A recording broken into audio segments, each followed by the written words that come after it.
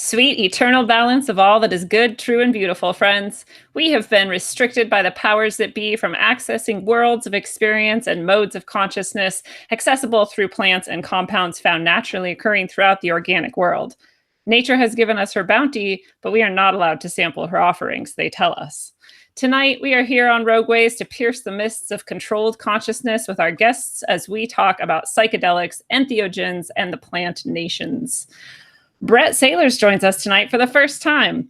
Brett is a truth-seeking sovereign man that is trying to make sense of the world. His goal is to expand his mind and explore all of its capabilities through meditation, psychedelics, and constant research. When he's not selling houses in Dallas or being a hermit, you can catch him at a live music event or out in nature. Brett, thank you for being here. Thanks for having me. Justin Losey is back once again like a renegade master, and he is killing it with his deeply profound and patient wisdom that presents sage and concise analyses at the most perfect moments. And he does so with precisely the right amount of hilarity and low-key style. Justin, thank you for being here. It's my pleasure. How's it going, everybody? Out in the beauty of nature. Steve Poikinen also returns to us after working his ass off, busting out constructive projects of all kinds, serving his community, and taking care of his family. Steve received an advanced degree in psychedelic studies from Grateful Dead University, and his podcast, Slow News Day, will be found on most podcast apps, YouTube, and Patreon. Steve, thank you for being here. Awesome to be back, Lindsay. Thank you. So we are going to start with our pointless question of the evening, which is, if you could swing a sexual assault allegation at any person of power in order to permanently discredit them and remove them from power altogether, who would you leverage it at and why? Who wants to start us off? Well, I'll tell you, I was initially thinking Hillary Clinton. And then I thought, well, maybe I would go for the king of all the warmongering vampires and go with Henry Kissinger. But ultimately, I landed on cocksucker supreme Bill Gates. Yeah, good answer. Based on just the whole thing, him pushing the vaccines and Common Core, the weather modification, just, I don't know. There's too much fuckery for that guy, and he'd be the one I'd have to take down, I think. I love that answer because so many people think Bill Gates is such a great guy, and he's such a piece of shit. Agreed. I will. I'll go ahead and cover your back, Brett, and I'll get Henry Kissinger. My man. I'm sure he's had to have molested somebody too. So yeah. It's not even really a lie. That's soulless fuck. I'm going to go ahead and say Jeff Bezos. Yeah, Nice. fuck him too. Nice. I like that we're going for the unconventionals here. I'm going to get everybody's back and go with George Soros because I think he's behind the scenes pulling everyone's puppet strings. All right. And yeah, I don't know. Just that guy Kavanaugh or whatever. I don't even know. This is how out of touch I am. Is it the guy's name's Kavanaugh or is that the lady that's accusing him? That's the dude. He's the dude. That's the dude. Okay. I just think it's so crazy that you can just say that someone did something 40 years later. No one has any proof. You're not even really sure what's going on, but everyone is convinced that it's absolutely true. It's crazy, man. No evidence. Nothing. The thing that ultimately bothers me, because I don't really know who would open themselves up to the kind of shitstorm that comes along with saying, oh, by the way, I got raped back in the day, is that it's being used as a political cudgel. That Feinstein had the information for a couple of months and sat on it and waited until it looked like the nomination might go through, forgetting that the Democrats had a couple of procedural tricks that they could have used, forgetting that 2 or 3 of them were probably going to vote for the guy anyway. But it's just, when you weaponize it, it takes away so much from if there was truth behind the event in the first place. Super Like, dubious it does timing. a disservice to the victim if the victim is indeed, in fact, the victim. Right. Perfectly said. Yeah. And well, I think, people are like, no matter who comes forward, you should always believe them. And I'm like, that's straight bullshit. Like, I know girls who have lied about it. I'm sure, unfortunately, we probably all do. And I don't know. I feel like it'd be easier to trust a man who's said it, honestly. And that's, I think for me, it's like there's social pressures that make men much less likely to report. I still think it happens to women more, but I just think men are more likely to report it. And so if a man did, I'd be like, okay, probably. But when a woman does, I'm like, maybe. I don't know. It's 50-50 for me.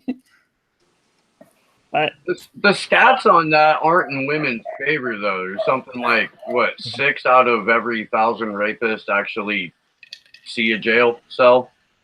yeah, totally good point. There's very few that are going to have Almost any less than consequences. half get reported in the first place. It's a whole realm of shit that we're here to talk about psychedelics, right? Yeah, sorry, we got off on current That's events. bumming me out. No, let's get to something better. So our first question tonight is, what is your background with psychoactive compounds that are generally described as psychedelics?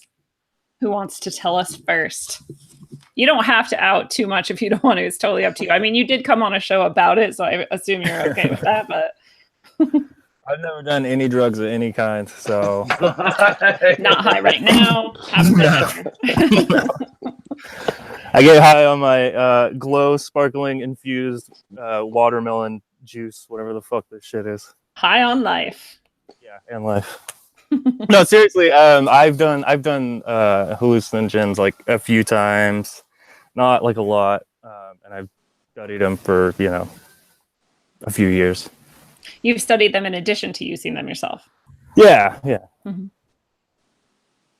So I was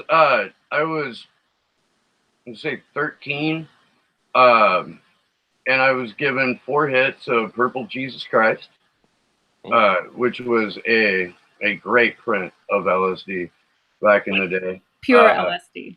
And it was from a very accomplished chemist. Mm-hmm. And that kind of set me on an entire psychedelic journey over the years. I have done more or less what is available outside of the designer psychedelic realm. I haven't really explored any of those. Will you explain to us what you mean by designer psychedelics? So what I'm basically talking about are like the robo tripping compounds, whatever the 5-MeO. Well, not ecstasy, because that's different. I don't even know if that qualifies as an actual pure psychedelic unless you're talking about MDA. I don't think it does. Yeah, I have, like I said, I haven't done them, but I've been exposed to, designer lab created psychedelics, and I haven't necessarily seen people have good experience from those, or nightshade, African nightshade on its own. Taking that plant as a specific hallucinogen does not seem to work out well for people. Has something dark going on with it, or? Well, it reacts negatively to your body and to your brain from what I have seen. I didn't even know that it was a psychedelic. African violet. Don't go. Nightshade. African nightshade. Sorry. Yeah. Bad people.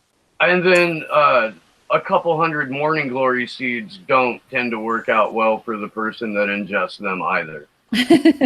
Allegedly.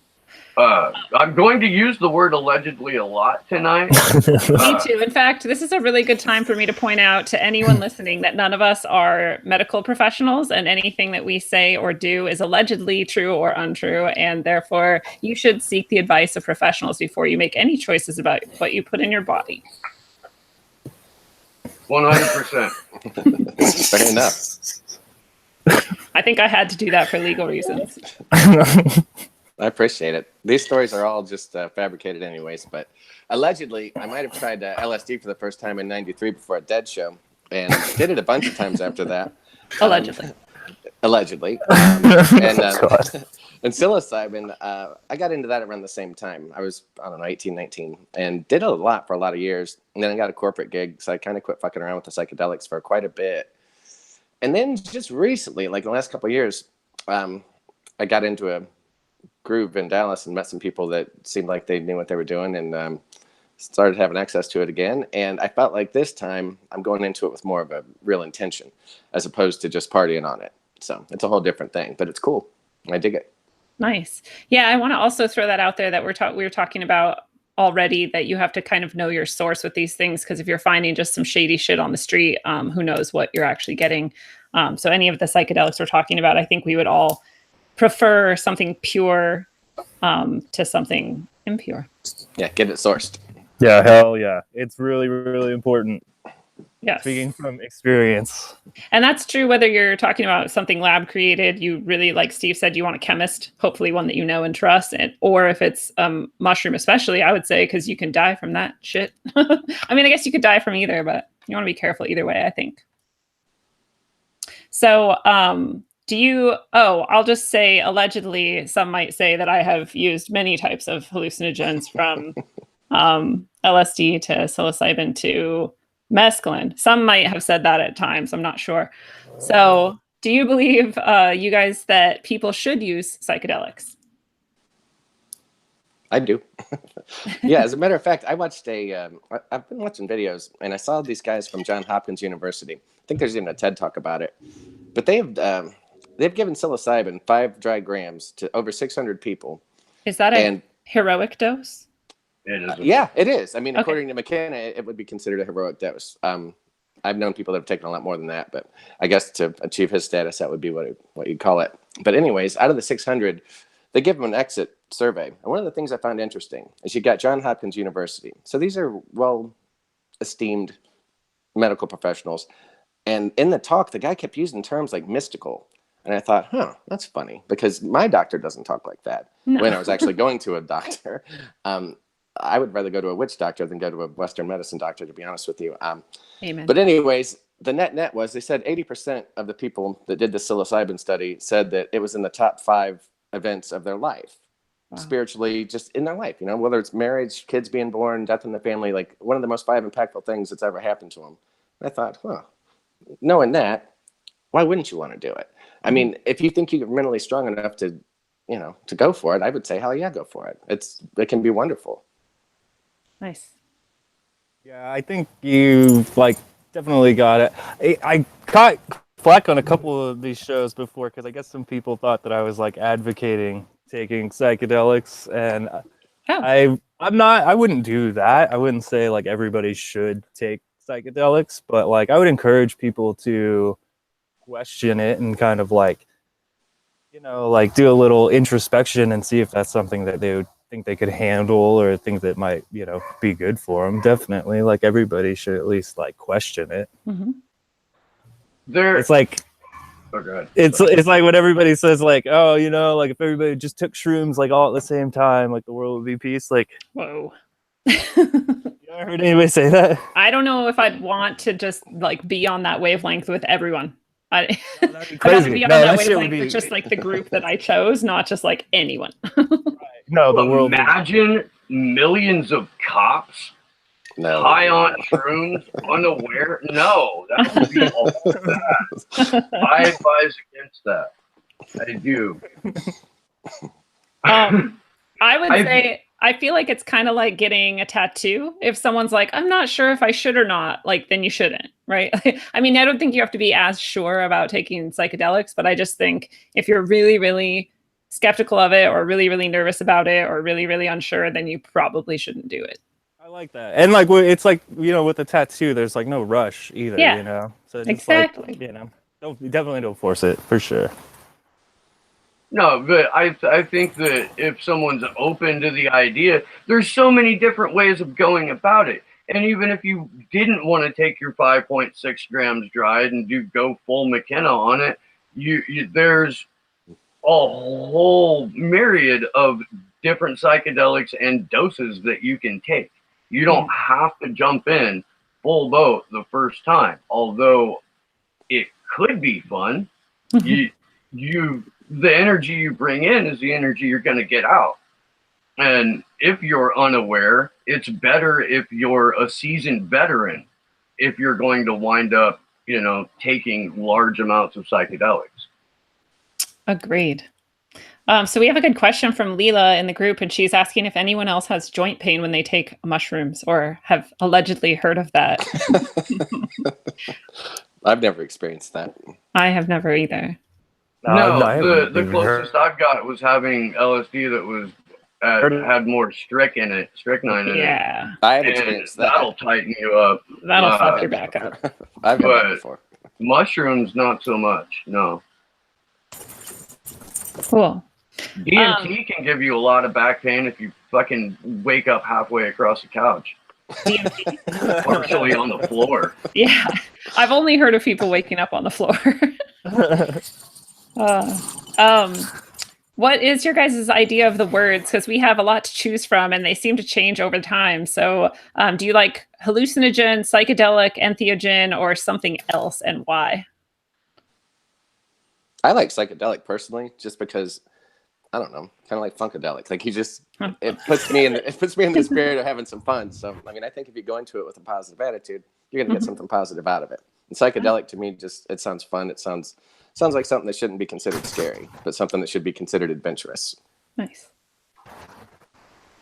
Yeah, I would take psychedelic over any of them if for no other reason than the fact that you can hallucinate without hallucinogens. Ah, nice. So it's True. a little disingenuous in that. And Entheogen just kind of makes you sound like you're the pedantic, snot-nosed bastard in the room. Kind of, Very clinical. pretentious. Well, speaking as the probably pedantic snobbish person in this room, like I like psychedelic the most on etymological grounds because soul, and then delos, which is like I think it means like manifest or like make clear. So it's like you're manifesting your soul, you're like making clear your soul, which Wow, is tight. I didn't and realize I feel that.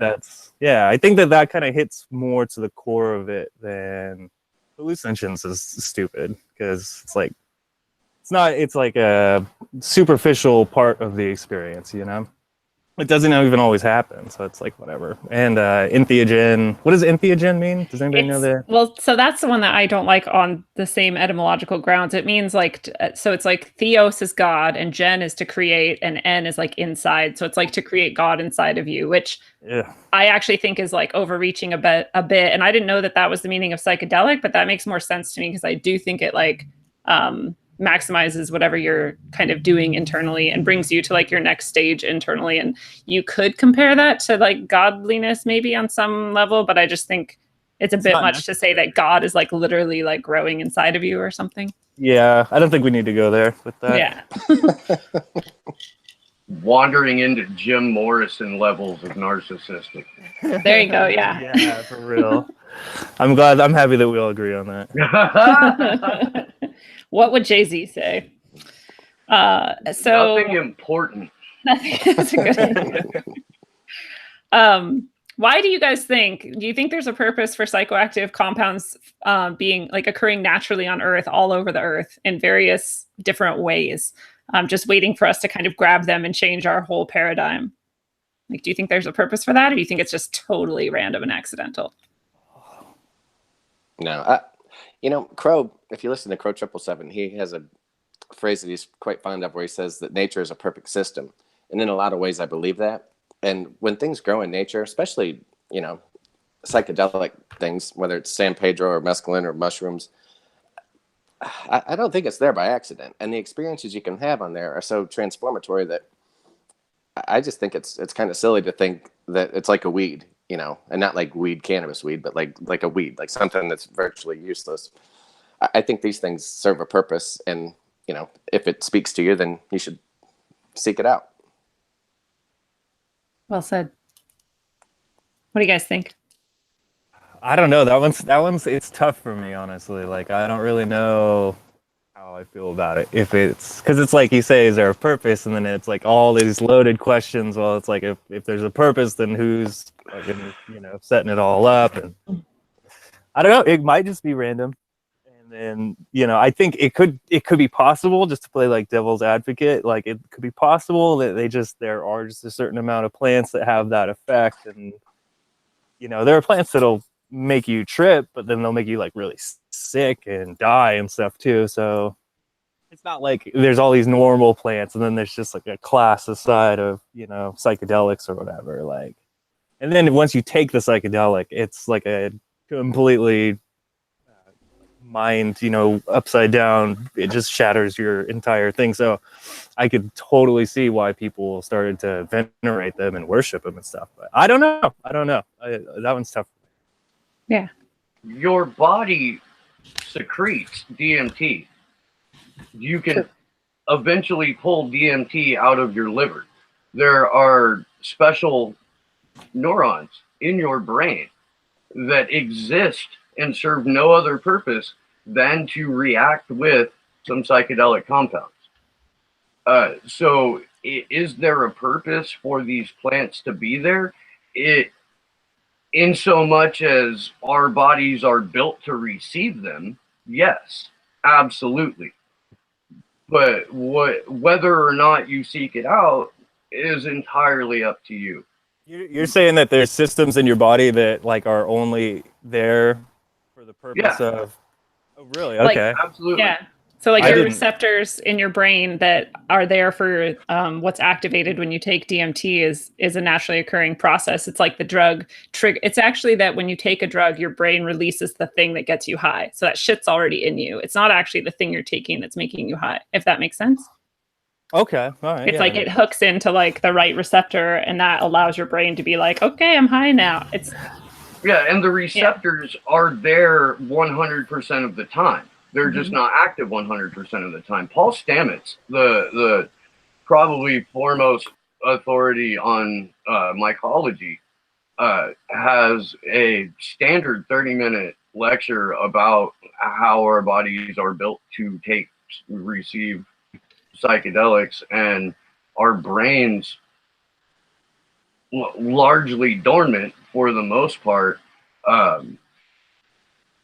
react in ways that run counterintuitive to the narrative that we see in society, in that they're not necessarily lighting up the screen, but the parts of our brain that recognize love and empathy are highly active, and that's where the activity is focused.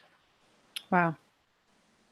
I love that guy. That guy's friends with Terence McKenna, and Terence McKenna believed that the harmines are the kind of family of chemicals that cause hallucinogenic or entheogenic or psychedelic effects in your brain, and that they are here for a purpose, and that they're a consciousness basically that we're like taking in that can like create certain vibrations within us, which literally like unzip our DNA, allow us to access the information that's stored in our DNA, like genetic memory and whatnot, and then re-put it back together. But now we have the new information that we got from the stored memory of the DNA. That's fascinating. That is super interesting. Wow. He's a trip, though. That was like one of the things he wrote when he was down in the jungles for months or whatever. Was this Stamets? No, that was McKenna. Oh, McKenna, right. Yeah. He's friends with Stamets. Word. Of course. So speaking of being in the jungle, DMT comes from, or our ayahuasca at least comes from the jungle. And it's rather hard to access. So like if you're going to have ayahuasca, you have to know that this specific vine is the thing that's got the DMT in it. But then you have to get this other vine or leaf or something that has the MAOI, something inhibitor in it that allows you to actually like get the DMT into you without breaking it down. And you have to mix those together in the perfect way so that you can take the DMT. Why do you think that some psychedelics are so hard to access like this in nature? Or do you think it's just random chance again? Like, I guess it's another loaded question because you have to think they're there for a purpose to think that it matters. They're hard to access. When I read that question, I was like, what the hell does that even mean? And I thought about it. And the more I thought about it, this is kind of how I made sense of it. DMT and like ayahuasca, those are more like a ritual or like a ceremony type of thing. And I think that some psychedelics are meant to be in a group set and to be led, by a shaman or someone that's experienced with it and that can kind of guide you through the process and look over you and that type of thing. Whereas like, mushrooms or LSD, even you could take on your own as long as you've done it before and you know what you're doing and, you don't take a crazy dose. I think like a DMT or an ayahuasca, that's more of a ritual setting and there's like a ceremony involved and it's more ritualistic and something that is probably requires multiple people and multiple energy involved to pull it off right. Nice. I kind of, I don't want to be, oh God, I have a feeling I'm going to be like the devil's advocate this episode, but like part of me is just like, that's just because people everywhere want to just get high all the time, and people will do absolutely like ingenious things to get high, and it's like they will just do trial and error and all these combinations. I don't know.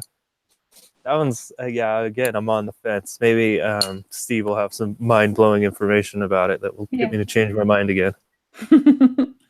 So here's the thing: the information that you are getting when you take ayahuasca or when you take DMT is so ego and mind altering, Breaking, destroying, shattering. The amount of work that you have to put into in order to get DMT that you can smoke or ayahuasca that you can inhale is worth and probably equal to and necessary for the amount of information you're about to receive. Not to say that making LSD is easy. It is not, allegedly.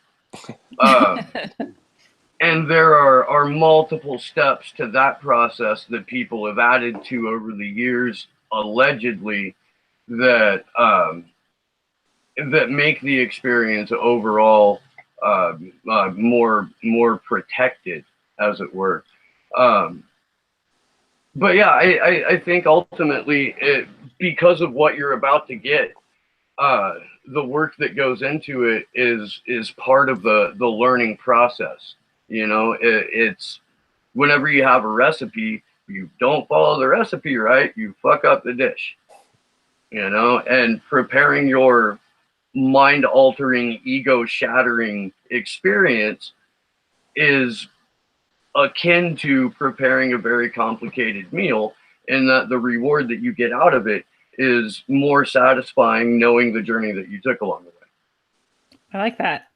Yeah, I like all of those things. I think it's true too. You have to, if you're not putting that in, you're not really going to be prepared for what you're going to get out of it. And it's also like, I feel almost like the lower level hallucinogens, or whatever you want to call them, are easier to get. So like marijuana is the lowest level, I would say, and it's pretty easy to access, pretty easy to use, allegedly.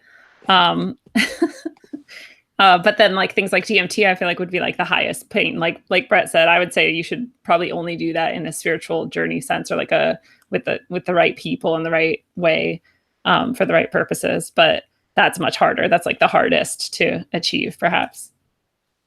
So it's interesting for me to see that. That's what I notice, is that the lowest level is easier to access and the highest level is the hardest. And maybe that's a really good thing for people, because maybe it would be really bad if everyone could just jump into DMT, especially at the same time. Never let that happen. So some people propose what is known as the Stoned Ape Theory, right? Which is the idea that evolutionarily, so we're putting aside our ideas about evolution for the moment and just considering if evolution is real. When we were still more like an ape at some point, we had some kind of psychedelics. We figured them out, or they appeared. I don't really know why we would just suddenly all use them all around the world at the same time, but that's why we have this sudden burst of civilization at some point, like sudden burst of art and kind of group cultural norms and whatnot. What do you guys think of that theory, that psychedelics caused this culture? I don't agree with that theory, personally. I see like some valid points about it, especially with like creativity, you know, and being receptive to new ideas and all that. But like, I think there's as much potential for like just destructive ideas, you know, and I don't know. I don't see that being the case. I think what really has happened is like, the mind that human beings have developed is kind of what given rise to, or like it's corresponded with our evolution. And that I find is like super curious, that hallucinogens are like the target. They like target that exact brain center. It's like, you know, that sense of ego and I am, and like that same thing that as it got cultivated, I think helped to develop society. So I don't know. It's interesting. Maybe like psychedelics are there to keep us in check or to keep us grounded, but I don't see like super compelling evidence in the Stoned Ape Theory myself. Well, I like that you put out that it could be as negative as it could be positive, and the Stoned Ape Theory kind of requires that you only took something good from it. Yeah, totally. So Bill Hicks did a great bit about the Stoned Ape Theory, which ends with an ape picking up a mushroom, eating it, and saying, "I think we can go to the moon." We could do it. Awesome. I don't necessarily believe that Stamets is correct in that. The only thing that that I've actually been able to verify that he incorporates into that theory is that fungus came from outer space. That's Stamets' idea? Yeah. Yeah. And there's enough actual research on that suggests that he's right about that it's originally a non-native organism. Weird. I didn't know that there was any research about that. You should talk to the people at MAPS, the Multidisciplinary Association for Psychedelic Studies. It's ran by Zach Leary, Tim Leary's kid. Oh, that's what you were talking about, yeah. So I don't know if it's been compromised by the CIA or not, but probably. What hasn't been? There's a Leary involved. But no, I don't think that we evolved from monkeys eating mushrooms or Australopithecus eating mushrooms. I don't think that happened, but I would have loved to have been around when pre-man stumbled upon psychedelics for the first time. That if you're already living in nothing but nature, there's no structure, everything's got to be just absolutely insane to look at. But no, we did not. Jeff has an interesting comment. He said, if I were an alien farmer, would it be easier to dose my animals or my animals as food? Maybe psychedelics is the fire that Prometheus stole from the gods. Deep thoughts. I like it. Yeah. Yeah, I'm not sure where I stand on either. I kind of like that. I don't know. I just think that perhaps psychedelics had something to do with it. I think it's kind of weird to say that all of a sudden all around the world, everyone was doing that at the same time. And therefore, like what? I don't know. I know the 100th monkey thing is a thing. So like once there's an idea in one place and it grows big enough, it can jump to somewhere else. So that could help explain why everyone would be doing it at the same time. But I don't know. I guess the world will never know. So some people believe that mushrooms have a consciousness, which actually connects with this Stamets' idea that they're an alien species, perhaps. And so that perhaps this consciousness supersedes our own, or is at least highly intelligent, maybe equals our own in other ways. And when you take that into you, it literally changes your consciousness. So you're no longer just a human consciousness. You're now human and mushroom, or human and alien, perhaps. So what do you guys think about the concept that we're sharing the consciousness of another sentient being or race when we eat mushrooms? I dig it. I looked at that question and I started thinking about it. And I've been dabbling recently. I told you I have a friend that's pretty accomplished when it comes to growing. And I've been testing different amounts and seeing what it does and how it affects my thoughts. And I came up with the theory that a mushroom is kind of like an overlay over your brain, much like you'll have thoughts when you're dreaming. And if you get up first thing and you write it down, you might have sparked some really brilliantly creative idea. Same thing with mushrooms, I suspect. So yeah, I mean, I recognize it as it adds something to my regular thought patterns, I suspect. Did someone fall off their seat? I think perhaps Steve had to go take care of one of his kids or something. Everybody's kids are part of the show tonight because I noticed that Brett, somewhere behind you, there was a furry face at some moment earlier. Yeah. Oh, yeah, he's and right Justin's dog jumped on his lap. Sorry, that kind of took away from your idea there. No, it's okay. It's quite all right. Wait, so will you explain it again? Actually, the mushroom is like an overlay over your brain that is what? I just think that it enhances whatever thoughts, like if you go into it with an intention. It's like a smart cap. Yeah, sort of. Okay. Like I went in with the intention of I want to try to understand ESP better and see if I can actually experience it. And I felt after allegedly taking it that I started getting some ideas that I hadn't had prior to that. And like we're almost working in tangent, kind of like with another person in the room, or like with something random. No, almost like with my higher self, but like the mushroom was the conduit between me and that. Nice. Okay. Kind of like, if you ever have a dream and you have like just a flash of brilliance and then you wake up and like you scribbled on a note and then you go back to bed and like an hour later, you don't remember what that even means. Yes. But when you wrote it down, you were like, fuck, this is brilliant. Yep. And I will remember that forever. Right. Yeah. And it's gone that quick. Yeah, I like that concept a lot. In fact, Leela in the group was saying earlier that she, at some point, she likes to take these things alone because then it's like easier to keep other energies out of your kind of sphere. But she did have a profound experience of merging with someone's consciousness, thoughts, experiences, and that they had like a really deep experience of that. And I have allegedly also experienced something like that, especially noticeable when everybody was on allegedly LSD and then someone on mushrooms came in and there was multiple people, so like we were all like in lockstep with one another, like we got each other, we understood what was happening. We were like, in this wavelength, and then the person on mushrooms came in and we were all just like, who the fuck is that? Get them out of here. Like that energy is not what we're about right now. It was really interesting, and I felt bad for the person on mushrooms because they were just like really sensitive about it. They were like, why won't you accept me? Oh, that's gotta be horrible. Kind of bad. It was kind of bad, but we couldn't help it because we were on different wavelengths. Like I really think we couldn't have merged those two wavelengths. I think there were two. I really think that you like can get in a sort of sync of energy with the other people who are in the same. That's totally state. True. I've had. Yeah, you're vibrating differently. Yeah. I've had a similar experience, but it was a drunk guy, and we were all on LSD, and it was like, oh, I'm never ever drinking alcohol again. Like, I don't know, something like, I don't know. You can see like when you're on like a substance, like a psychedelic substance, and you see other people that are fucked up, but like on different stuff. It's like, holy shit, man! Like that stuff is intense. Like, I don't know. I can't describe it. It's like a direct experience of that energy, which you're like more objective, right? You have less ego. And so you're able to be like, wow, that's really destructive. Yeah. It's way more powerful than if you just sober or whatever. Yeah. You can see the drug working through them in their body, depending on what kind of, you know what I mean? Yeah, totally.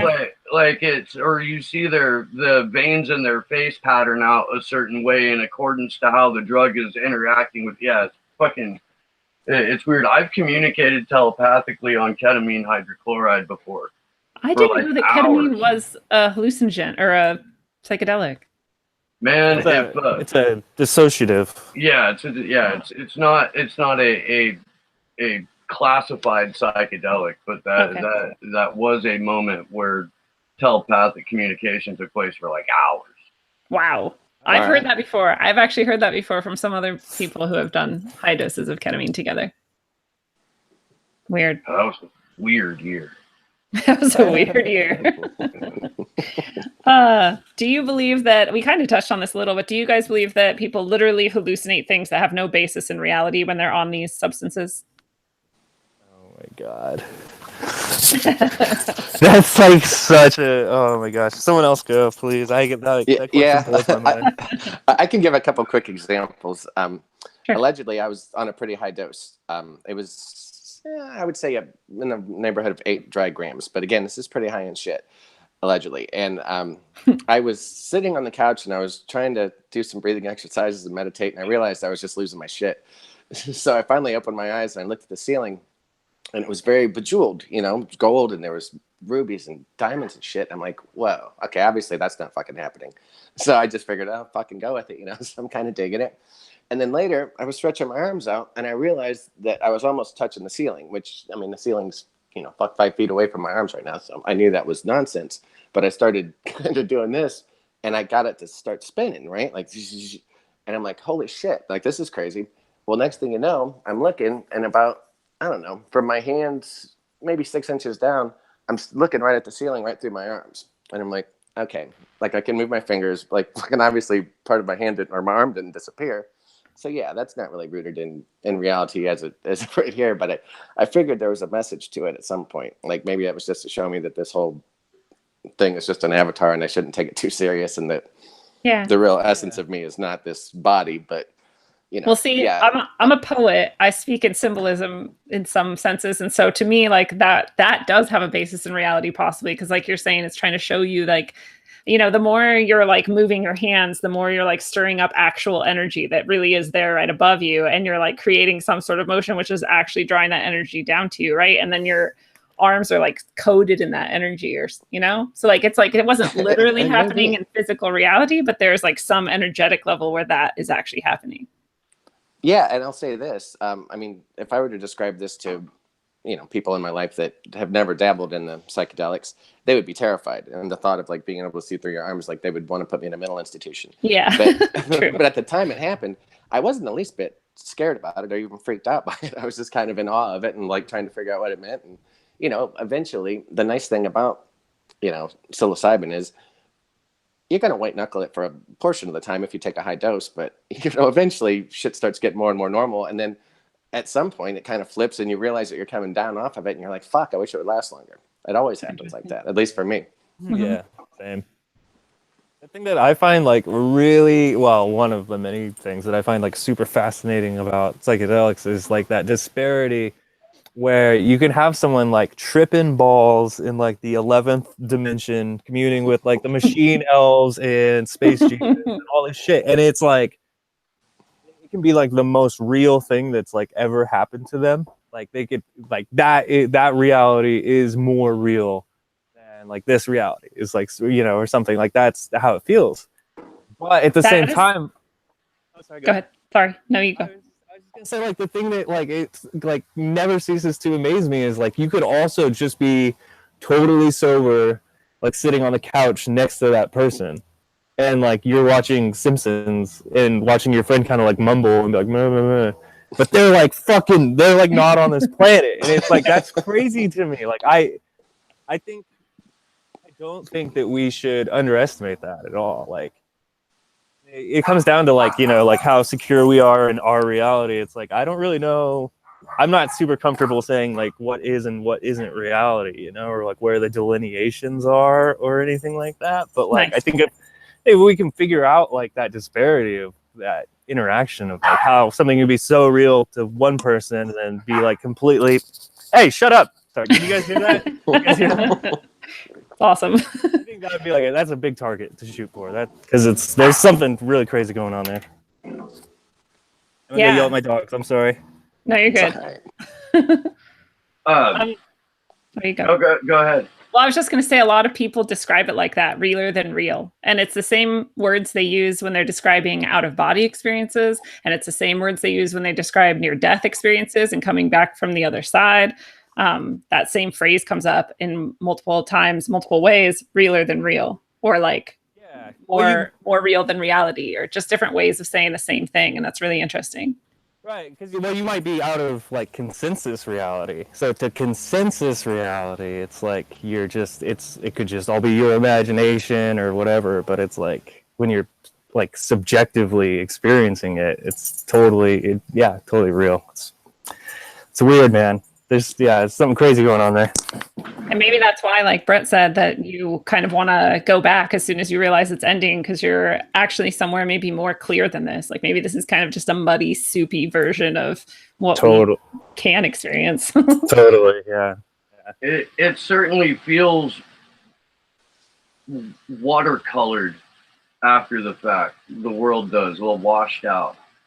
I think that when you're taking psychedelics, you are opening yourself up to the potential of being and universal consciousness and the oneness that is everything is matter. Matter can't be created or destroyed. There's you're more in tune with that. So bending the framework of reality becomes something that you just stop thinking about. It's like the joke that how do you learn to fly when you throw yourself at the ground and forget to hit? I like that. Forget that reality exists the way that we all agreed that it existed 45 minutes ago. Now we're in a completely different reality. And so maybe the laws of physics don't apply the way they used to anymore. Or maybe the thing that you have manifested is going to come to pass because you're vibrating on a different level that makes you more in tune with making your manifestation a reality. Deep. So then you really want to be responsible if you're going to take substances like this, because damn, if you're going to manifest some shit, you'd be ready. So this directly correlates with the next question, which is like, how do we, if whatever you think about how real or unreal these experiences are, how else can you explain that so many people experience the exact same thing, especially in the case of DMT, where like it's nearly universal that people encounter. This is why we have a phrase or a word for machine elves, because so many people describe this experience of being like taken apart by tiny little elves like they're a machine and like being put back together again. So how do we all have the same experience on the substance if it isn't something real? Now, there's something to that. Going back to the whole John Hopkins research that I was digging into, one thing, I believe the guy said like 90% of the cases when people were describing their experience, and I mean, these are people from all walks of life, and some were like terminally ill and some were quite healthy, but 90% of them had the same experience where when they were trying to describe what it did to them, they said they felt more a part of something, like you know, a oneness with the universe, which sounds pretty trippy and pretty hippie-like, but you know, when you got 600 people that took the same survey and 90% of them are saying oneness, that's not something that we normally say. So I would have to say that, you know, there's certain experiences that under, you know, certain hallucinogens, I think are going to produce a universal thing for us. And there might be like the oddball 10% that don't get that, or just maybe they don't verbalize it. I don't know. But yeah. It's kind of what I'm thinking. I've been getting into this guy named Robin Carhart Harris. I don't know if you guys follow him too much, but he does brain imaging under brain imaging under psychedelics. Oh, good. Someone was asking about that in the group, so perfect. Oh, okay. I've been trying to bone up on it, so I might be able to not sound like a complete idiot. But what his work has been focusing on is this network in the brain called the default mode network, and it's essentially they're still working on it, and there's not like a totally sensual picture of what it is, but it seems to really correspond with the ego very heavily. And what he was finding was there's actually like a direct correspondence between the magnitude of the trip that is going on versus the communication between. Okay, so basically, like the default mode network is like this seat of the ego. These are my words, so you know, whatever. Yeah. But like the center of like the sense of I, like that I amness that you experience, is rooted in this default mode network.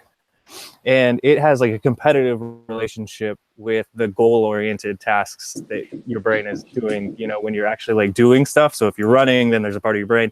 But the default mode network really becomes more active when you're just kind of chilling. And it's kind of like your introspection, like mental time travel, stuff like that. And what he was finding was that there's a correspondence between like how hard you're tripping and like how much this default mode network like is or isn't competing with the other regions of your brain. So when you're really tripping, where that default mode network would try to gobble up your energy and your bandwidth or send it off to a task oriented thing, you have like a holistic communication between the brain. Wow. And he is saying that might be what is creating this source of openness, or oneness rather, because you're literally taking the part of your brain that says, I am this person, I do this, like I identify as this, I'm going to do this in the future, I've done this in the past. Like that is a specific part of your brain that under psychedelics kind of gets dissolved a little bit. It doesn't get as much power and it kind of fades into the rest of the circuitry of the brain. So it's literally like killing your ego Yeah. a little bit. And Little it's bit. raising up your compassion, whatever centers, like someone was saying earlier. It's incorporating your ego, your sense of I am, with the rest of your sensual perception. Sensual perception. No, sensual. Sensual is actually the right word. Like we've made it a sexual thing, but it's actually like any of your senses. That's sensual. Yeah. Thank you. Yeah, I like that. So it's not that it's killing your ego; it's integrating your ego. Yeah. Yeah. Interesting. And like we can actually look at that. Like you can see that physically happen. I think that's super cool. Yeah, that is really cool. I think someone was actually asking. Sorry, go ahead. Oh, I'm sorry. Lindsay. I was doing some research and I had heard a term that I wasn't familiar with, or maybe I'm just messing it up. But is fMRI, is that something? And what is the F exactly? Because I know MRI, but what's the F part? Because I heard a lot of people referring to fMRI when they were trying to show like the brain and then the brain on like psilocybin and stuff like that, and showing that it was making all these connections that typically you wouldn't make, and like left or right hemisphere type of shit. And I was like, I'm not sure what F is. I mean, I know what I want it to be, but I'm pretty sure it's not that. So magnetic resonance imaging. So, or magnetic resonance imaging. So the F before that could be like, I don't know. Yeah. Functional. I don't know. Functional. Functional. Me and Steve Googled it. Nice. Pants. Look at that. There you go. Asking the AI for help. I had to know. Okay, yeah, that's cool. I think someone was actually asking whether or not literally like the wavelengths are different on different substances. So like, is one set more in like theta and one in whatever different wavelengths of your brain. So.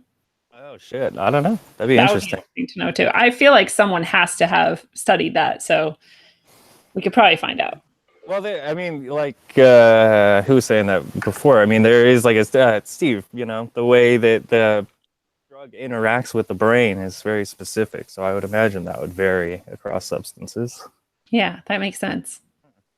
I think of the machine elves as like they've got to be actual entities that are like doing us all a favor. When they're taking us apart and cleaning us out and putting us back together when we encounter them, because how else would they look so similar to everyone? Like I can kind of get how like people would have similar types of visuals, like, patterning and like tracers and like those types of things. That makes sense to me why that would be a physical consequence of certain substances and the effects on your body. But how do you explain machine out? Like, how do you explain that exact being? Everybody sees it the same way and they all do the same thing. Like those have to be real beings. I mean, they don't literally have to be, but that in my mind, that's the only real rational explanation for that. I don't think that we really appreciate the power that our brain has to create our reality. And we think that we're in this consensus material-based reality. And that's like a really powerful mode of thought, but it seems like, the more and more you erode that certainty, like the real, construction of reality might seem to be more apparent. Maybe those machine elves are helping out down on some subconscious level or something. That's kind of what I've always felt about it. They're just always running around doing shit and we don't even like notice or care. Yeah. That's like the most giving being ever. Like the giving tree. Someone tried the giving tree, but with machine elves. He's so cool. My friend allegedly did DMT way before I even knew really what it was. And he just showed up at my house and he was like, hey, can I come watch TV with you? And I was like, sure. And we came in and we're watching for like half an hour before he drops. He's like, I just did DMT. I'm like, oh shit. Like, wow, are you okay? What's going on? He's like, yeah, I went to some weird multi-portal like space dimension where there was a giant octopus creature that was like allowing people in and out and through to other dimensions. And he finally saw me and just like sent me back. And then I came back. I was like, what? I have not heard that one before. That sounds tight. That sounds very cool. And now I'm like convinced there's some giant octopus thing that like controls who can go to what dimension.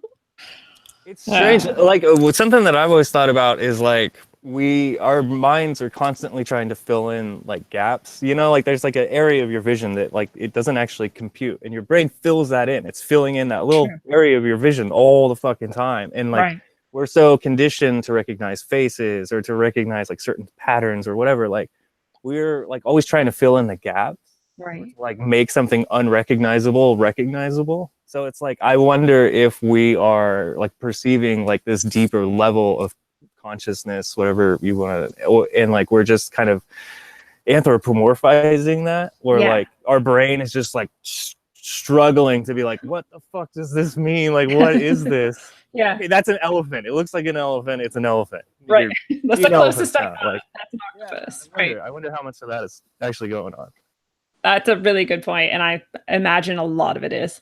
Well, if consensus reality is being stripped away as it does with psychedelics and most any dose, then it stands to reason that other realities become more accessible. There's no written law that says mechanical elves are on this physical plane all of the time. They might be off in their own little DMT world, and it's only when we ingest and we go there that we actually see them. I don't necessarily know if it's a good idea to get yourself worked on by them frequently. I don't think DMT is something that people should do a lot of, one after the other. But yeah, I certainly think that it's the normally unavailable reality that you're accessing, rather than these beings constantly being here.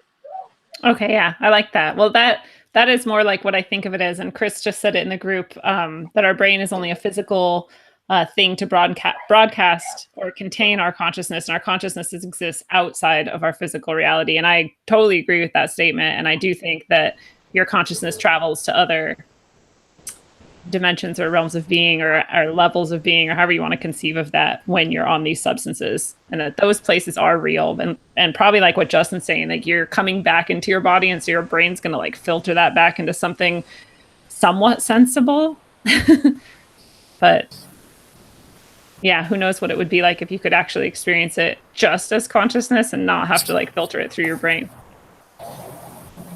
It's interesting because the part of our brain that is responsible for like identifying things and interpreting it like consciously, like intentionally, structuring sentences and things like that, is like it's a metacognitive function, and your metacognition is part of the default mode network. So like the more of the psychedelics you're on, the less function you're going to have of like that, like I need to communicate this to somebody or something like that. Like the less ability you're going to have to do that. It's like you can't manage to pull it together. Yeah, I think anyone that's done psychedelics has probably been there too. Well, it's interesting because it reminds me of this woman who did like a TED Talk where she is, I want to say she is a neuroscientist or something, and she had a stroke. And so she was experiencing the stroke, not just as a stroke. Yeah. And she describes that like she knows she's supposed to like press like, 8 or 911 on the phone or something, but she just can't like conceive of like how to even move your finger to the number. And then it's like, well, what even is the number? And like, I don't know. It's interesting. Didn't she say that having the stroke felt like a hallucinogenic experience? I don't know, but I know that she said that she felt like it gave her a sense of how like kind of that mystical experience. Like she experienced how everything was actually just one, and everything like bled together, and everything was much more symbolic and, connected than she had ever experienced before. And that like permanently changed her. So I don't know if she specifically compared it to psychedelics, but it sounds like exactly what we're describing here. Yeah. Do you remember her name? Who that was? No, but I know I have that video somewhere, and I could definitely post it to the group if someone reminds me to. I'm going to. I'll forget. I heard about that like years ago, but I totally forgot about it. I'm glad that you remembered. I was back in that day. I used to download all the cool videos and things that I found, and now I just like pass by them and forget that they exist. It's a sad part of our modern reality. So now you have like a hard drive full of like 10-year-old conspiracy theory videos? Yeah, no, totally. And I wish that I had total tangent, but I wish that I had Sophia Smallstorm's full like 5-hour redux on Sandy Hook, because I can't find it anywhere. Good luck. Yeah, that's crazy. It's crazy you can't find shit on the internet that exists, and I know it was there in like 70 different places, and now it's just not. And I bet it actually is. I bet you just can't find it in searches. You know what I mean? Yeah, for sure. The searches are manipulated. Right. All right. So back on track. What are some of the dangers? And I think we've touched on a few of them, but let's go deeper into what the dangers could be in using these substances, just in case people are thinking about being loose with their actions. I would say start small and build your way up. I mean, don't take 10 hits of acid the first time you've ever taken it. That's probably a bad idea. Or don't start with 10 grams of mushrooms. I mean, just use some common sense. Start with a little, and you can always add to it, but you can't take away. Pretty common sense approach. There's health risks. There are, dude. Taking anything, there's a health risk to it. Mushrooms are literally poison that grows on shit. Yeah. You know, like you kind of have to take that into account, that you might throw up a little bit. You always throw up with peyote. But those buttons take like 5 to 7 years to come to fruition. So it's not like that's something that you could do regularly anyway.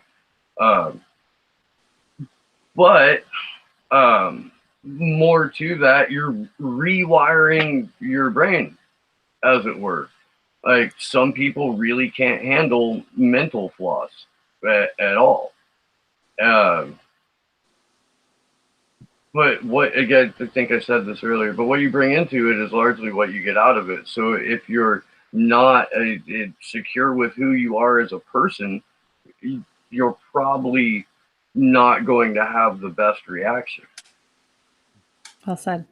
Yeah, I think that's a really good point. I think too, if you're the kind of person that has to be really controlling, I would maybe caution against it. Maybe it might be the best thing that will ever happen to you, and it'll teach you to lighten the fuck up, and maybe. Flow, but it might with also the turn you river.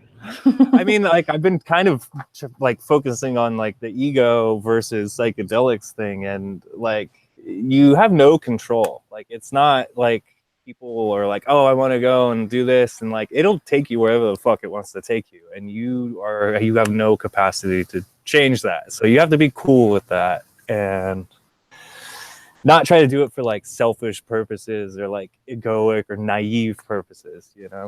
You're really just opening a door, and whatever the fuck happens after that, it's gonna happen. Yeah. So I would definitely make sure people are aware of that. Like when people do it casually, or they're like, yeah, we're going to party, let's do something like that. It's the worst way to use those substances. No, that's fucking insane to me that people do that. Yeah. I hope that as we kind of, the counterculture or whatever, tries to build up, I really hope that that's something that we can kind of steer our youth away from, is just, I don't know. I hate that so much. The partying on shrooms and shit. It's crazy to me. Yeah. And you can have fun and you can be with a group of people or whatever, but you'd still do it as a intentional thing that you're setting forward to bring a certain energy to it, I think. But I really appreciated when I was in Amsterdam, they have mushrooms available in various stores. It's just legal and it's there. And the people who are selling it are, in my experience at least, were very respectful of the substance and very serious about how they talk to you about it, and made sure to give people, and I already kind of knew, but I just saw them making sure to give people all the right things to do and how to do it, and it just was really cool that there was that respect for it. And I don't think that I think a lot of people in our culture have that, but it's not what we see. It's not popularized. Yeah, totally. It's a bummer. Mm-hmm. And I've definitely seen. It's it's not fun. It can be amazing and it can be fun, but it's not doing some shots or some shit like that. Right. I guess that really depends on what segment of society you're operating in. If you're doing a 9 to 5, or if you have a basically a civilian life, absolutely. If you are, say, traveling across country because you are allegedly making money in parking lots, taking a 10 strip on a Tuesday because you heard there was a water park and you're going to go find it, doesn't necessarily sound like a waste of a fucking afternoon. If you're at a Renaissance Festival campground and you work on the weekends and you don't do anything during the week and it's Monday morning, maybe you take some mushrooms, and just kind of Spice wander things up. off into the desert. See where the day takes you. Try not to wander into any choya, or anything that will poke you. But I'm not necessarily advocating day tripping for funsies to people, but it certainly worked out for me once or twice. Allegedly. Allegedly. Yeah, I really do. I think it's dependent on where you are, what you're doing, what you have going on, whether or not partying on it is a good or bad idea. It may make you shoot better pool. You never know. Could totally. Automatically start seeing the geometry behind the game. Dude, wow. Yeah, probably does. I definitely, when I drank, I noticed that after one beer is the perfect time to play pool. And even partway through the second beer. But once the second beer was done, it was no longer the right time to play pool. And I sucked really bad. So like I can only be good at pool during that window. Yeah, and it's not you go out of the zone after a certain amount of beers, it's a certain amount of sips. That's true. Like it's almost that finite. And you can't keep it right there because it's like, yeah, you gotta you hit it and then it's gone. Yeah. I definitely have friends and people in my life who have taken way too much of a substance and seemed to never come back from it. Still to this day, I have a friend who left and never came back, seemingly, but years and years and years later, he actually did return to some semblance of like normality. But I have another friend who never came back. And so it's kind of questionable what the deal is with that. So like one of them, it's like definitely it triggered schizophrenia, and schizophrenia doesn't really go away. And the other person, I'm not sure what happened because now they're healthy again. So it didn't trigger schizophrenia. It just like kind of really fucked him up. And it took him a long time to get back, I guess. I don't know. But I think it can have long-term mental effects that are negative. But I tend to think personally that wouldn't happen if you're a generally healthy person, and it wouldn't happen if you weren't already going to be schizophrenic. I don't think that it could make you schizophrenic. Like, I think it can draw it out sooner. I don't think it's what causes it. That's my personal idea about it. Not a doctor. It's just what I think. Well, it kind of turns a key in everybody, and if you're predisposed to schizophrenia and that particular key gets turned, then possibly, yeah, I certainly don't know that for a fact, but I do definitely believe that in a metaphorical sense, to take psychedelics turns keys within you. And I think one of the dangers is that you lose your ego completely, right? Because you're, in a way, like, you have to have your ego to function in our world. I want to destroy my ego completely, but at the same time, like, what is the real effect of that? Like, will I any longer be able to have a job? Or, the ego does some good things. It's right. Not like, yeah, especially if you want to like participate in reality and have like friends and relationships and things like that. Like, an ego comes in handy.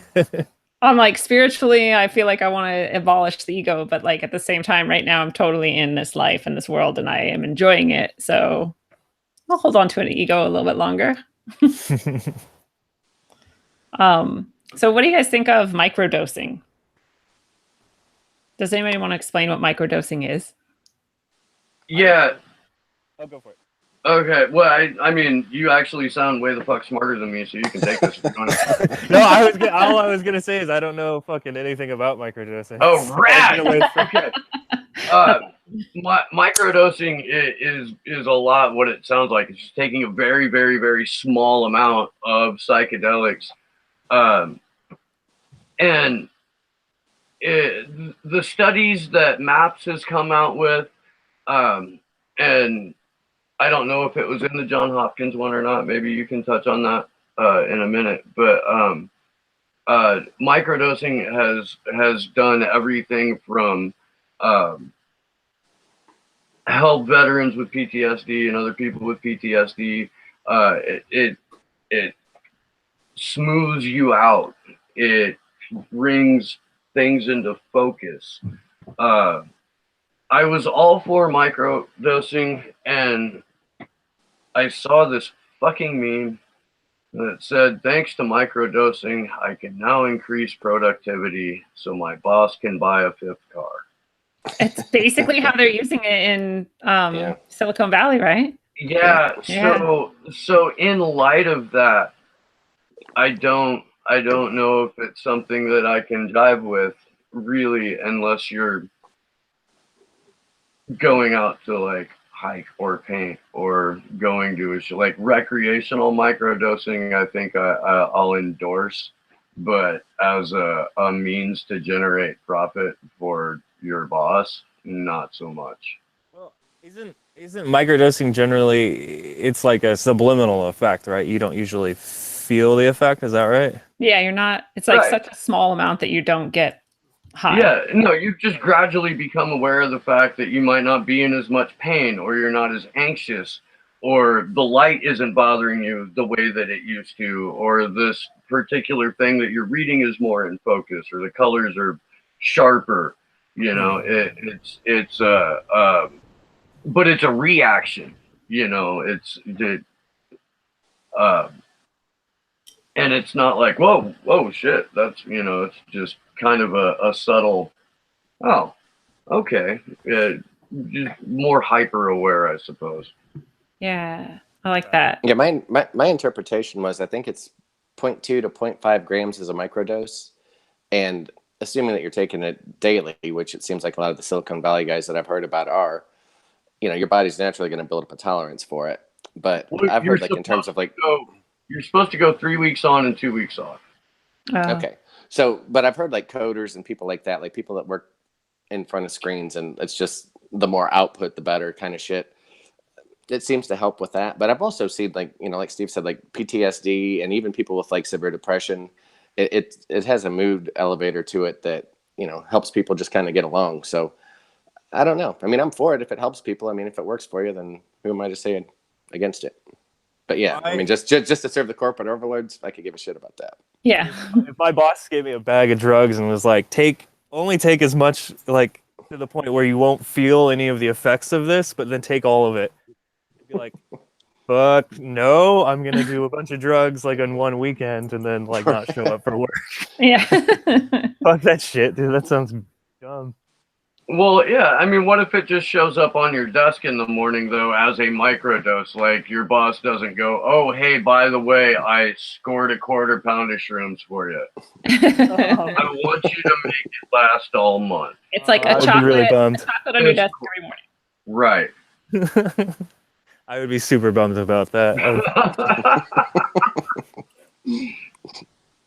Like a fucking Pez dispenser, but for your productivity drug. That could open up your fucking third eye and let you fucking communicate with everything, but instead it helps fucking somebody buy a boat that fits in their boat.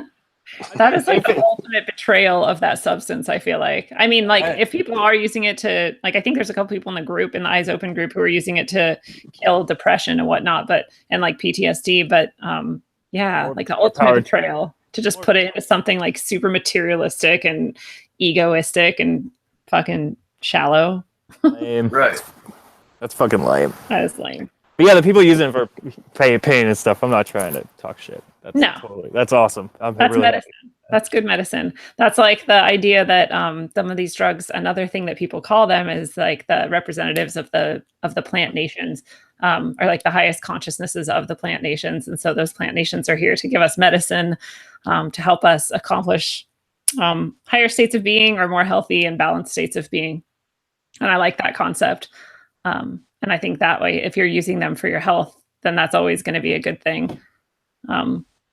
Yeah. If you're using them for other reasons, I bet it's going to go poorly at some point. Yeah. But it reminds me of 1984, which you guys are probably sick of hearing me talk about. No, not 1984. Sorry, Brave New World with the Soma. You know, like we're now being given these drugs that are like super effective and deep on some level, but we're only giving them as much as they'll like help us remain a part of the society in the way that they want us to be. Boo. Boo. Sucks, dude. But on the other end of that, like the powers that be seem to have worked very hard to identify every single substance that could possibly have this effect on you and outlaw it and make it hard to find and hard to get. And like you can be thrown in a fucking cage for the rest of your life for taking a substance that only affects your own consciousness. And why do you guys think that is? Because the government totally sucks. Because they're just a party pooper, man. Yeah, I'll give you a good example. Is Kratom is something I came across a couple of years ago, and I'd asked my friends and just people in my life, and no one knew what the fuck it was. But I'd seen it at a head shop a couple times, and I decided to ask about it and start researching it, and ultimately ended up trying it, and did it just for recreational purposes at first because I didn't really know that it had any other purpose. I found it in a fucking head shop, but come to find out that it kind of works like an Adderall in the sense that, if you've ever allegedly taken one of those, it'll put a little pep in your step and kind of give you some focus and whatnot. And then they have some slower strains that are really good for opiate addiction and for pain management and things like that. But it's natural. Like it literally grows on trees in Thailand and various parts of the world. And there's workers that will literally pick a leaf off a tree and, put it in their mouth. And next thing you know, it does what it's supposed to do. And the only deaths that have been associated with it are when people are taking a bunch of other shit with it, but then they'll try to blame it on Kratom so they can outlaw it. Ugh. But with this heroin epidemic we have in our country, people were taking this Kratom and it was getting them off of heroin, like literally weaning them off of it. And what's the fucking FDA want to do is they want to ban it. They've already done it in some states. It's fucking ridiculous. It's so fucking evil. It is. It's abhorrent because something that's growing naturally, I'll take that any day over something that's made in a fucking lab. Yeah. And really the thing they're making in the lab is they're trying to replicate the shit that's made naturally. Yeah. But they're also putting in all their voodoo. Right. But they're just putting in their voodoo and extra shit that's going to make you sick. Totally. Yeah, it's disgusting.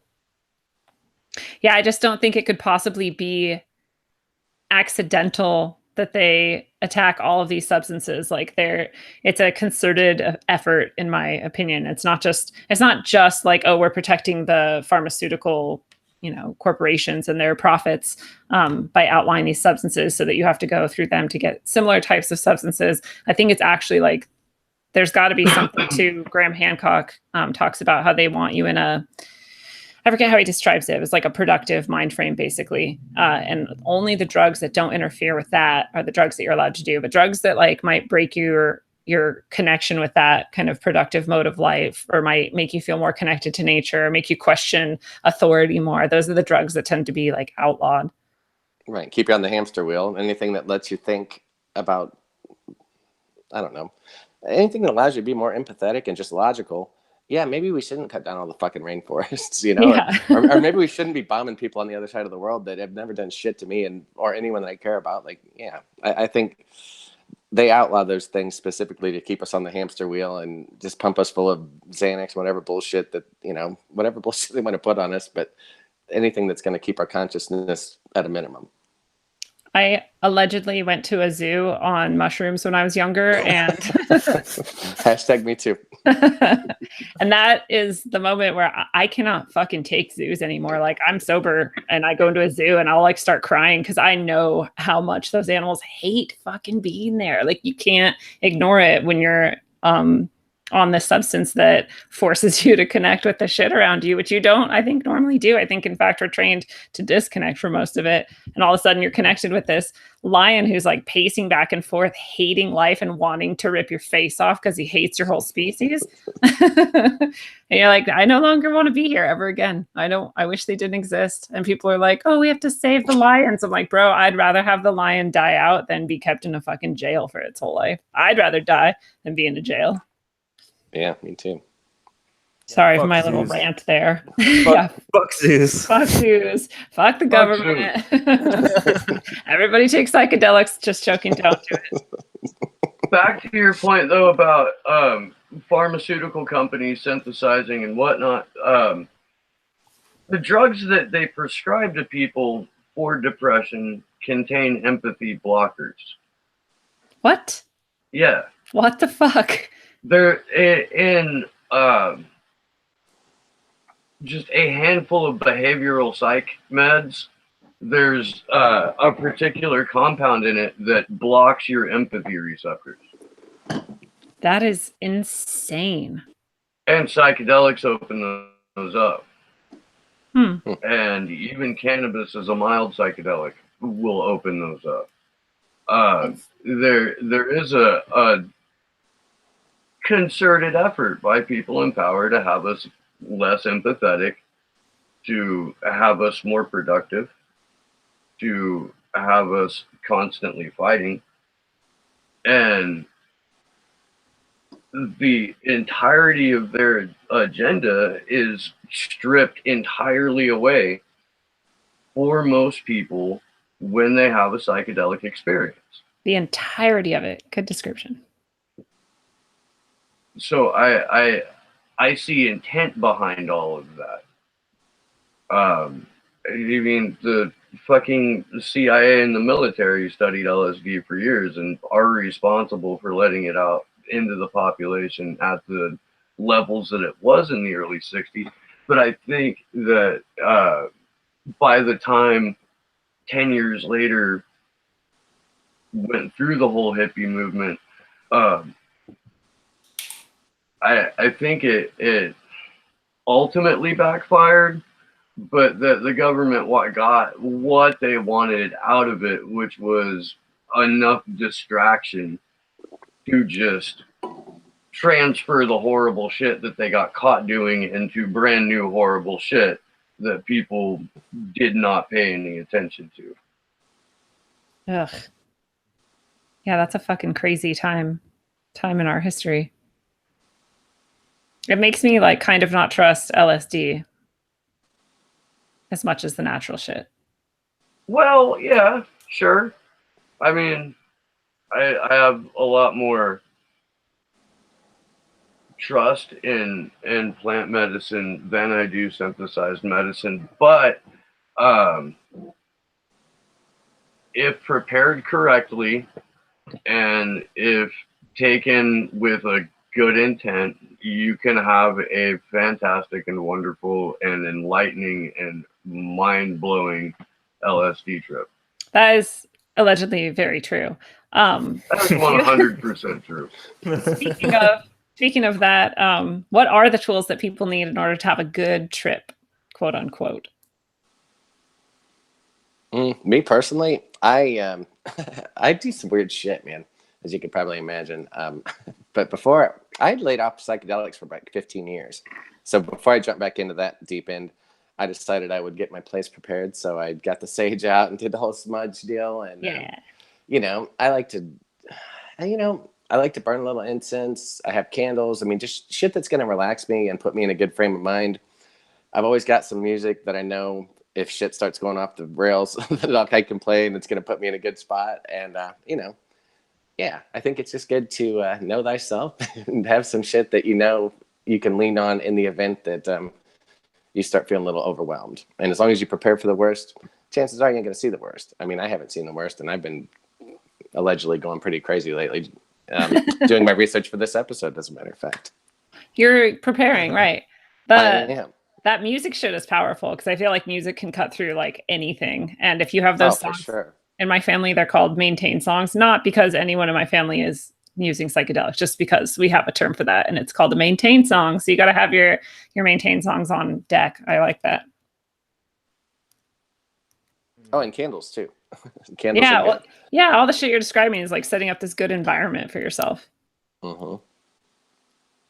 Like I've always been kind of reckless with it. So I'm not someone to give advice. I'm just gonna sit back and listen because it's just been like a roll of the die every time I've tripped. It's been like, okay, this could be cool, or this could be like literally my worst nightmare. And sometimes it has been like literally my worst nightmare. So I don't know. I've always wondered that. I don't seem to be like. I think I'm like too in my head a lot of the time. And so like a lot of like the maintain songs you said, Mm-hmm. I like that. But like, I don't know if that would actually work for me. I might get like more freaked out, you know? I'm like, if you start to get like anxious, because then I'd be like, why isn't this song working for me? This is my favorite song. No, it sounds weird. I have tools for that. So like someone called me one time tripping out and they were just like, I am fucking tripping out. I'm like shit's going wrong and like this and that. And I was just like, whoa, chill out. And I was like, okay, here's what you do. This is going to work. Okay. This works every time.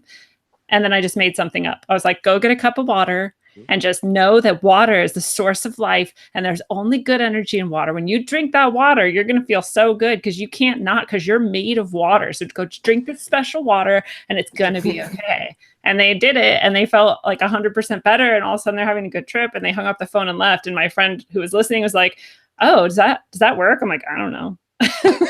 Like it did for them though, right? Because like if you believe that the shit is going to happen, then the shit is going to happen. So you have like whatever your trick is, you just know that you're going to believe it. You just like tell yourself that. Like when I hear this song, I'm going to be happy. It's going to be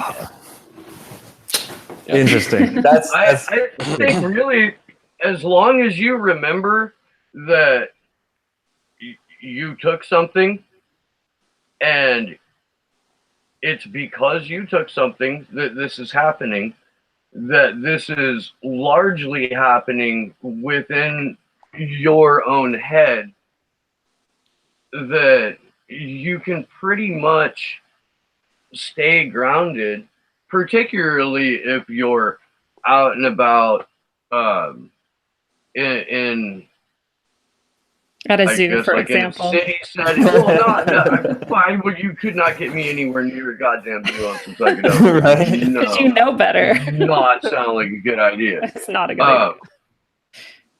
But I mean, you know, let's say you're in downtown Denver and it's, you know, busy as fuck.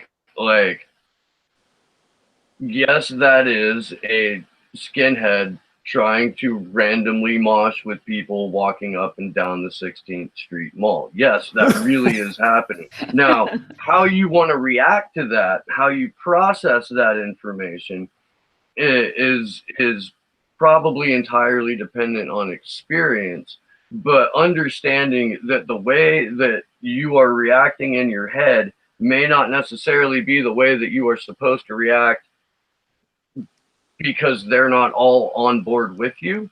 Yeah. Is something that you need to remember.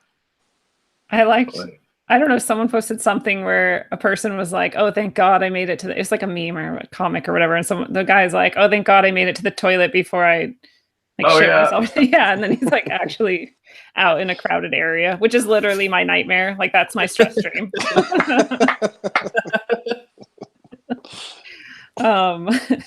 But I have to add, like I personally, if I were going to use these substances allegedly anymore, I would do it and Chris in the group just touched on this, which is what reminded me. I would do it it would be a ceremony for me, and I would be acknowledging the plant nations that brought me that medicine, and I'd be using it for medicine. I would smudge my house. I would, clear my space, and I would set my intention, and I would set protections and all of that stuff before I did it. So those are some tools that people could use. I don't think they're for everyone, and I don't think everyone has to do that, but that is something that people could consider if they are thinking about these substances. Oh, and remember that the cops are real. Yeah, the cops are real. Good advice. Walk away from the cops. I can't remember who told me this story, but they were like tripping one time and they were walking down the road and like just a bunch of clowns started walking down the street and they're like doing clown things. And they were just like, I don't fucking know if this is real or not. And that's I feel like that shit happens to people on acid more than it happens to anyone else. And it's like actually is real, but it just seems like it can't be real because it's so fucking bizarre. Yes. I can tell you, there was a time when I was probably 20 years old, and I was at the University of Akron, and we lived on a really shitty part of Akron, which is it's pretty hood. And there was a barbershop next door to us, so we would take the trash out and throw it in the dumpster at the barbershop. And I was allegedly tripping balls, and had 2 bags full of just beer bottles and cans, and they were heavy as fuck. And I throw the lid open, and I throw the bag in, and a fucking raccoon jumped out. And I mean, I was losing my shit. I'm just like, what the fuck was that? You know, like of all the fucking things to happen, like why did something crazy like that have to happen right then? Yeah, like why didn't that happen to you when you were totally sober? Yeah, Or why like, did that it never happen? I've done that 100 times. It's never happened. The one time I'm losing my mind, a fucking raccoon has to jump out. I'm like, holy shit. That's such a trip. So I guess, did we really mention like what would make a bad trip for someone? I can tell you what makes a bad trip. Yeah, do that. Don't buy moldy mushrooms in Lake County, California, and don't take them at a party where there is at least like one actual psychopath. Just oh my god! In your presence. No, don't do that. I had like that was like the mother of like all bad trips, and it was like holy fuck. I was like super like I just wanted to do drugs, you know. I was like, not coming at it from a good place at all. It was like just we were trying to get shrooms, and we had to go to like the super sketchy place. And don't do moldy shrooms. It's so bad. Yeah. Don't hang around with psychopaths. They're bad. Don't. Yeah, seriously. Well, that is a really good point. That would make a bad trip is if you're around people whose energy is not good. Yeah, you're gonna feel that energy. So definitely pick the good ones. You know, I don't think I've really. I mean, I've seen some like really weird shit, but I don't know if I've had a trip that stayed bad for more than like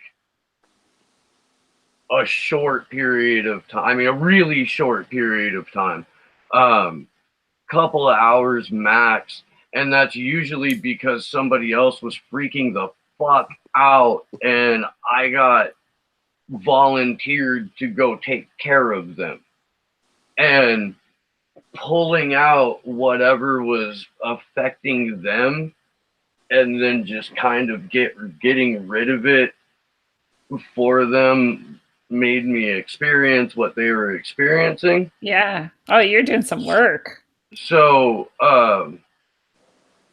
you know, that got a little hectic. I did see somebody get hit by a car, and that fucked me off for like pretty much the rest of that night. While you were high, yeah, that would do it.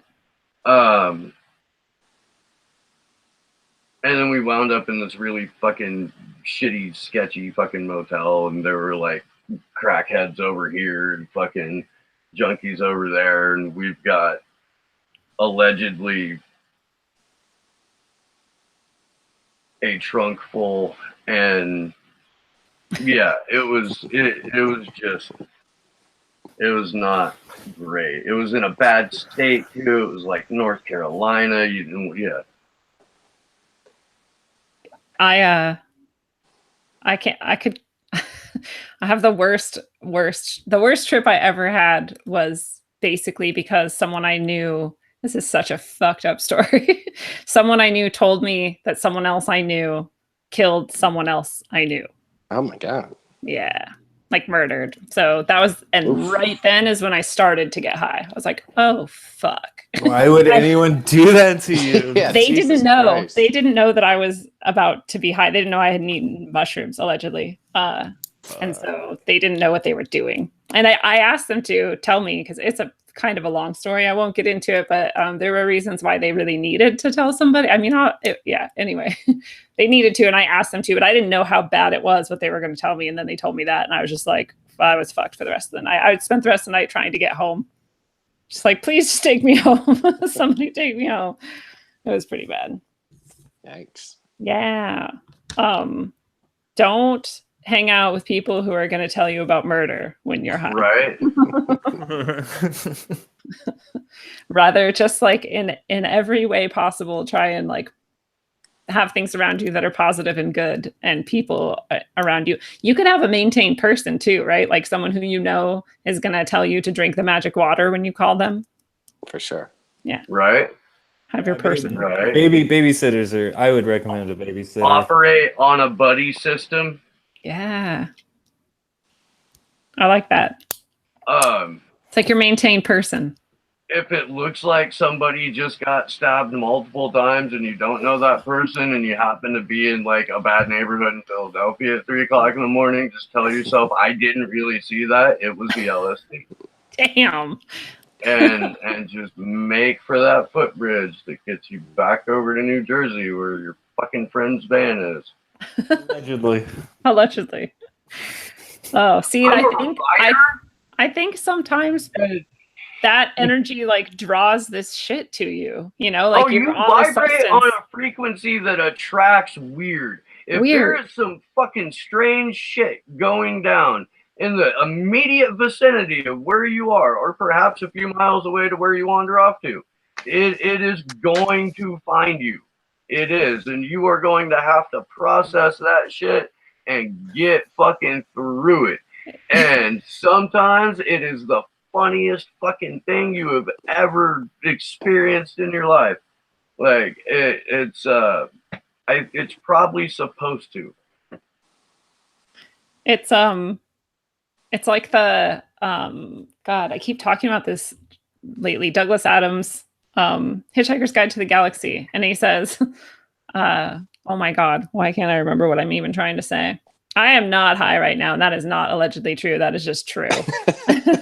Oh, the infinite probability drive. It's like this ship that they have, you know, and they like press the button and it can like warp them across to like the other dimensions or places in the universe or whatever. But it takes a while to get back to normalcy. But like that's kind of like being on a hallucinogen. It's like the infinite probability is like now something that was really, really improbable is now suddenly very probable until you reach normalcy.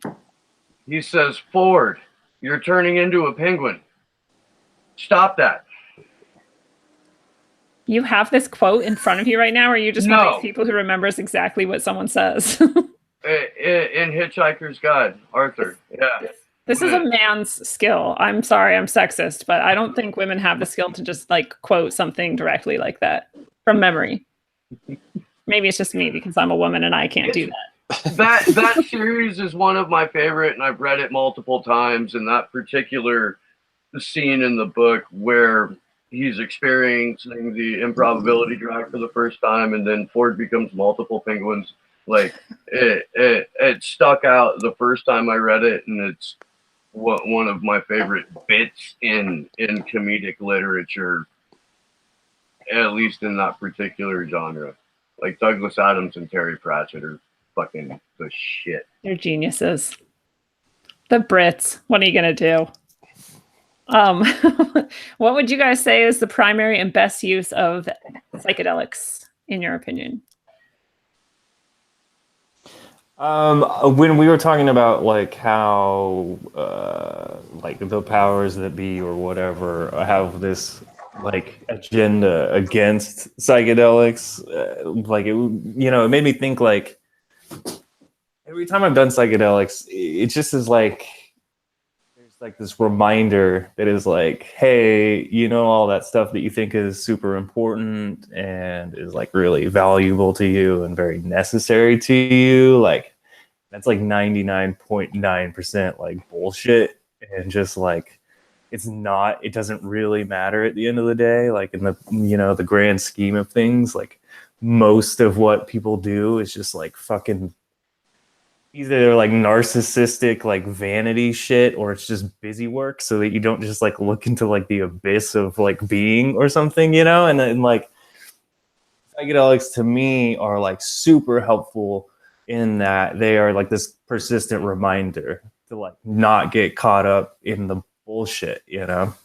And it keeps you refreshed, and it keeps your options open, and it gives you more possibility. You're less like hardwired into, you know, whatever your system is or whatever.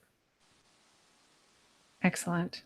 Yeah, I'm just to kind of piggyback on that. One thing I noticed is you're very present when you're on psilocybin. You know, you're in that moment, and whatever it is you're thinking about, or you might be meditating, doing some breathing technique, or just walking around out in nature, but you're present. You know, you're not thinking about what happened yesterday or what shit you got to do tomorrow. Like, you're very much in the moment. And I think maybe that's a tool that, the reason that you're able to be so present when you're on that shit, you should realize how good it feels to be present and try to be present more often, even when you're not on it.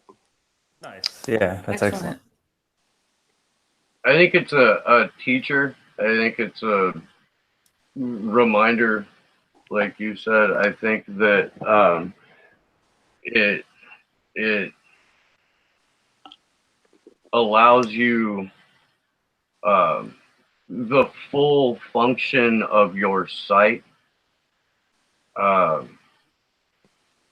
think it's a healing substance, or can be.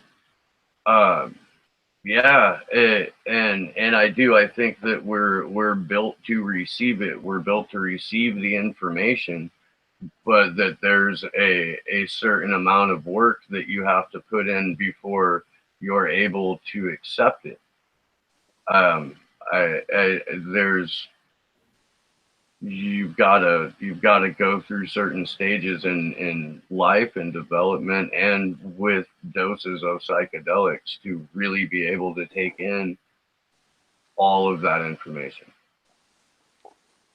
Nice.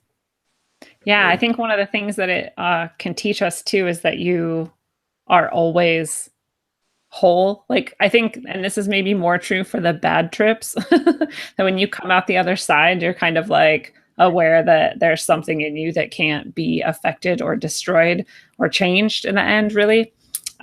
Conversely to what I said about having it sometimes trigger mental illnesses, but it more often heals mental illnesses. And like Steve is saying, is a healer in many ways. And I just think it's kind of like if you go in there and you haven't done some of that work, it's going to rip some shit away from you that you're supposed to let go of anyway. And that can be terrifying and horrible feeling. But in the end, like, you're still going to be you, and maybe even more you than you were before. I think the bad trips too are like quite often like the most important trips, or the ones where you learn the most. Yeah. Not that you want to go seeking those necessarily. No. It's kind of like, I think, and sorry, Chris, if I'm putting words in your mouth, but I think Chris said earlier in the group, in the Eyes Open chat, that, you know, you can kind of, everything you can achieve with these drugs, you can achieve on your own without them. And I think that that's really true. I don't think anyone needs to use them for any reason, really. But I do think they can be almost like a shortcut. But if you take too many shortcuts, there's going to be negative repercussions too. So it's something to think about. Yeah, I don't know if you guys have ever had this experience, but whenever I've allegedly been under the influence of psychedelics, like, I've had like this mental, like this like nagging voice in the back of my head that pops up and is like, you know, this is cool and whatever, but this is cheating. And like, don't fucking cheat too much, or else I'm gonna smack the shit out of you. You know, have you guys ever experienced anything like that when you were allegedly indulging? Because every time I've tripped, that's happened to me. I feel yes. But basically yes. I'm just gonna say yes. Yeah, it's funny that you framed it like that, because I can remember thinking to myself, like, did I just get a fucking cheat code? Like, is all of a sudden the universe makes more sense? Like, was I supposed to get to this knowledge point organically? Like, is this? Yeah. So it's funny that you said the word cheat, because I guess I did have a similar experience where I was like, I thought perhaps this psilocybin was like a cheat code that's getting me further down the path than I would have been had I not taken it. Yeah, definitely. So like in some cases that can be like, well, we've been prevented perhaps by the powers that be from accessing or getting to like where we would be organically. And so maybe there's some of that we need some cheats, but then like you don't ever want to cheat so far that you're like way beyond what you can handle. So I think the cheat code thing though might still be part of your ego fighting back. Otherwise you would recognize it as accessing more, becoming more aware of your potential. And I think that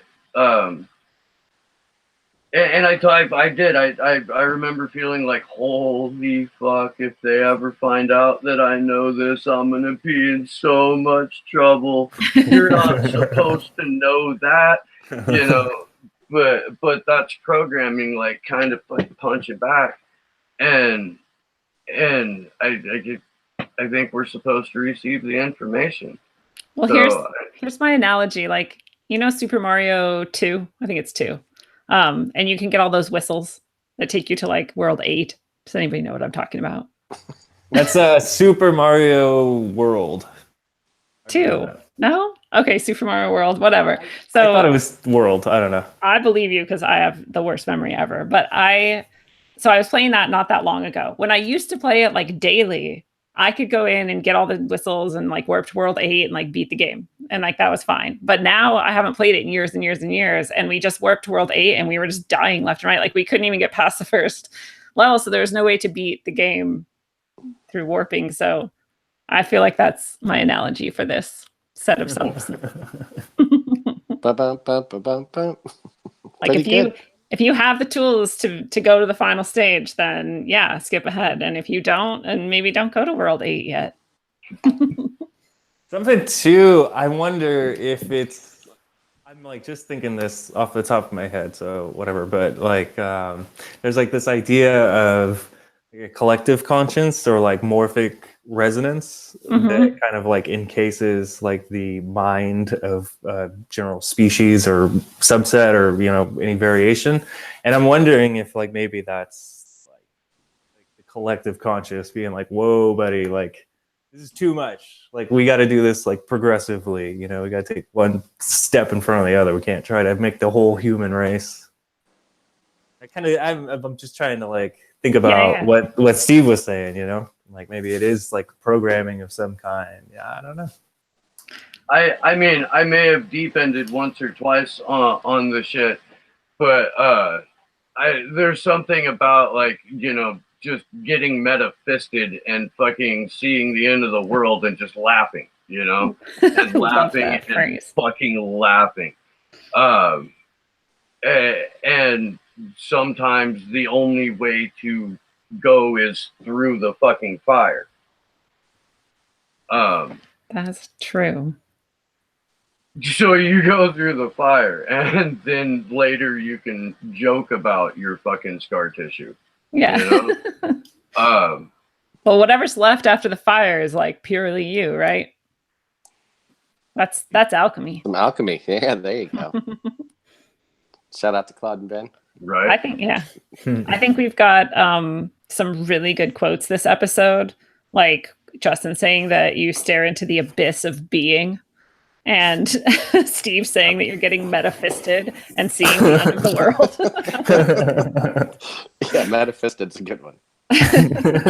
Pretty awesome. I marked my words before the show. I said this is going to go down as an instant classic, and I'm pretty sure we made it. All right, then. Sweet. So if we're going to wrap it up and you guys are going to give some final words of wisdom to the people in the Eyes Open Facebook group and the people listening to the Rogue Ways podcast, what would you tell them? I would say, get into some groups like this. Get some open-minded folks that are going to tell you some shit that you're not going to hear elsewhere, because this is the real stuff. And very pleased to spend this time with you guys. Very bright bunch of people, and I think, gosh damn it, that's the only thing that makes Facebook worth a shit. So very happy to be a part of it. It's awesome. Thank you. Cool. I like that. Thanks, bro. It was cool hanging out too. Words of wisdom.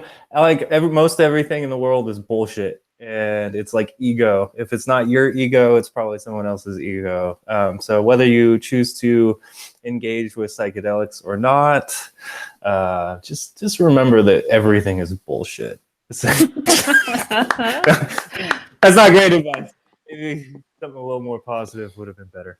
It's not necessarily negative though. Like Keep it real. Morla said, nothing really matters, and Morla is right. And I think that's basically what you're saying. And in its essence, I actually take that as like a really hopeful statement, because this is a bunch of bullshit, and there's something more pure than this, and none of this matters.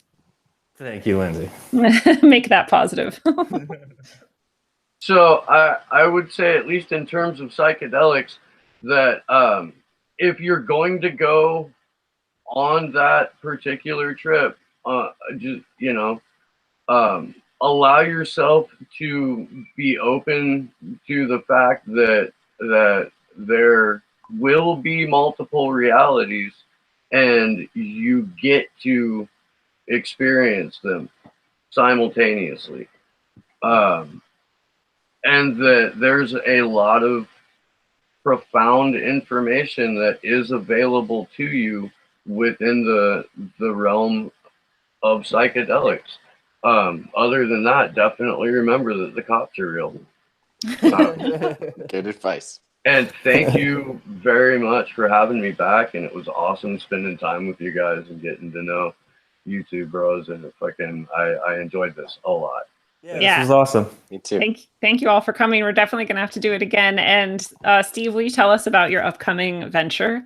So starting in October, me and my good friend Sarah Hall are launching a podcast called Slow News Day. It's a sounding board and platform for activists and artists and organizers and general agitators who are doing whatever the fuck they can to fight back against the fucking dystopian reality that is late stage capitalism here in the heart of the empire. Yeah. We've got some great guests booked already. We've got Tim Canova, who's running against Debbie Wasserman Schultz. We've got Lee Camp, who's a political comedian. Graham Elwood, another political comedian. We've got some surprise guests that I will post about in the group that are fucking awesome. Starting first week of October, we'll be pretty much wherever you can get a podcast and on YouTube.